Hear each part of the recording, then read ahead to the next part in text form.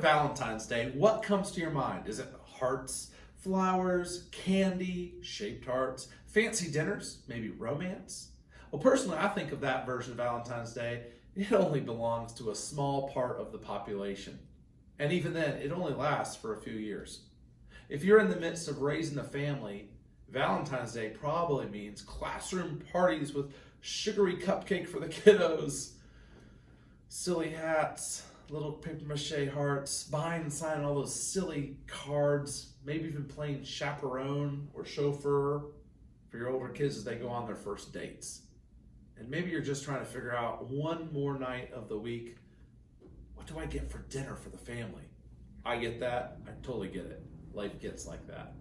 But this year in the month of February, as you're spending all that time, like you always do, taking care of everyone else, whether it's Valentine's Day or any other day, I want to encourage you to take care of yourself too.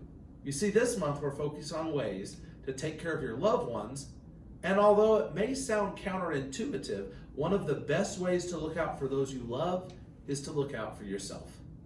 You see, they say if you ain't got your health, you ain't got nothing, right?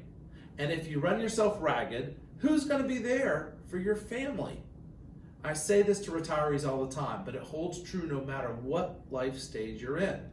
I've seen parents create stress-related health issues just as often as I've seen retirees sit in front of the TV all day and develop diabetes. Now think about it. If you're spending time running to your doctor's appointments back and forth because you've forgotten about your own health over the years, that puts stress on your family, your kids, and your spouse. It also puts stress on the family budget as those bills start to pile up. And perhaps you have to shell out a little bit of money for those babysitters while you're at those appointments. You're spending too much money and you're not spending enough time with your loved ones suddenly. It can become a vicious cycle. So now I know that you're thinking, well, I'm not sure that will ever happen to me, Dave, and besides, who has time? But stress and health problems should not be worn as badges of honor. We're not always supposed to be busy. And trust me, it doesn't take as much time as you think. You see, 5 years ago, I realized that I had one foot in the grave, and I'm currently down about 80 pounds. And I didn't give up steak or bourbon, but I did prioritize moving each day and choosing healthier foods most of the time. And I want to make the point clear too. As I encourage our client families to budget money for enjoyment, I want you to still indulge in your favorite treats, whether that's a rich dessert, a glass of wine, or perhaps a quick round of golf. You just can't indulge every single day. And for me, I looked at my 3 boys and I realized that if I wasn't going to be good for them and I suffered a heart attack or worse, wasn't around for them and had no energy because I was so unhealthy, they'd suffer because of that.